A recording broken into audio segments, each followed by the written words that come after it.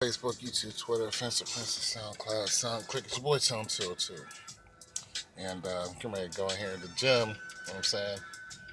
Bust it up a little bit. Throw 225 on there. You know what I'm saying? Put that up a couple times. Anyways, I had some chick named Lolita, say something about one of my videos about the guy Laith, who was a woman, and he decided to go ahead and get a transgender operation in 2015.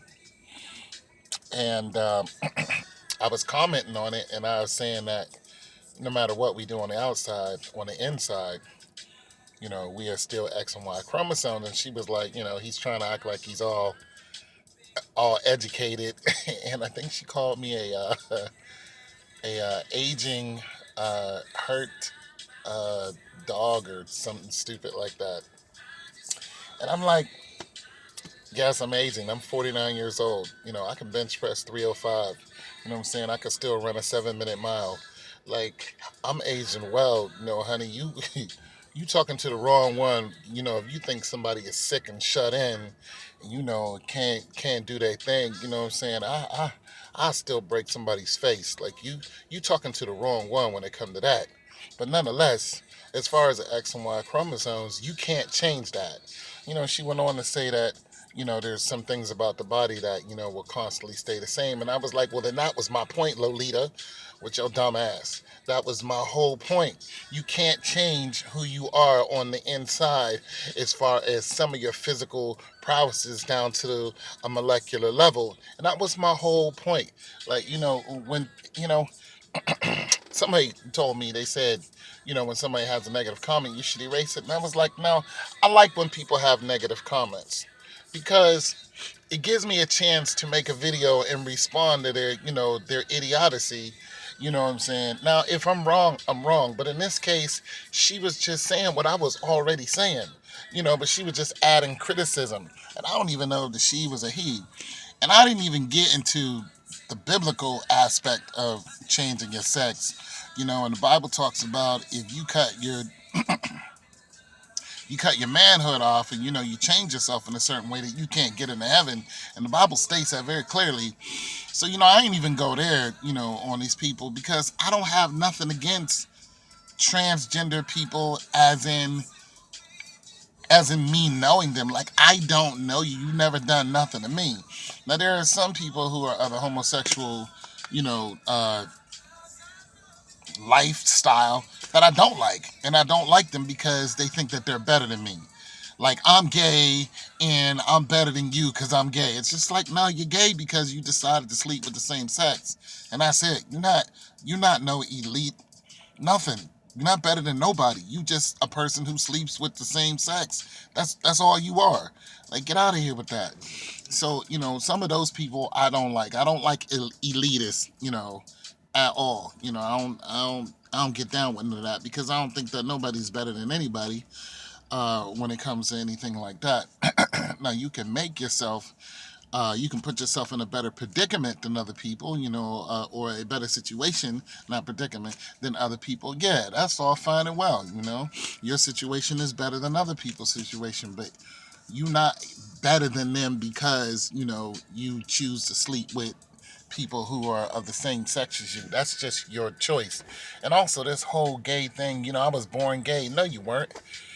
Like, you know what I'm saying? And I was born a man, but I'm really a woman. Like, I just don't believe God made a mistake when he made you. You know what I'm saying? Now, am I going to come down on you? No, because listen, that is between you and God. Like, I don't go at people on their sexual origin. I'm like, listen, you are an intelligent individual.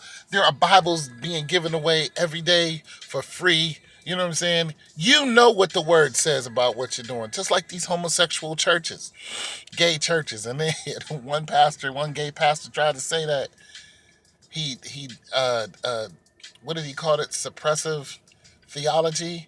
It was like suppressive theology. What? Suppressive theology, but nonetheless, you're reading out of the same Bible.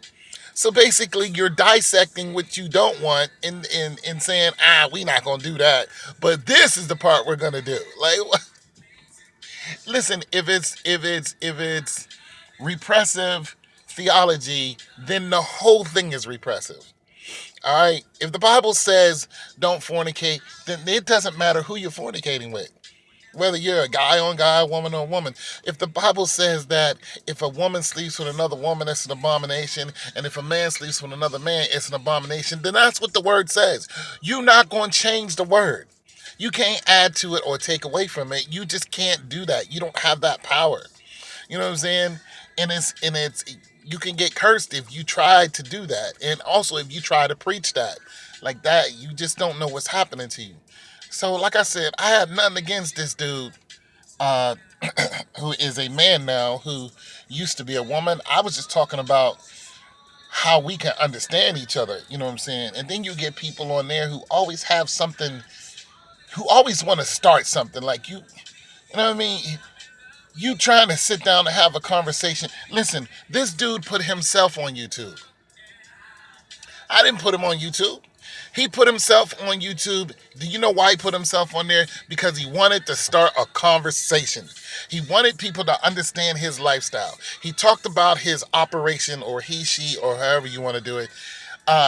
He talked about his lifestyle. He talked about what is happening to him. He's talking about how people are ignorant of what he has done to himself. He talked about his operation, and he talks about how he still has to work out and all this stuff. He's talking about being famous. He put his life out there so we can have this conversation. He wasn't trying to hide or anything.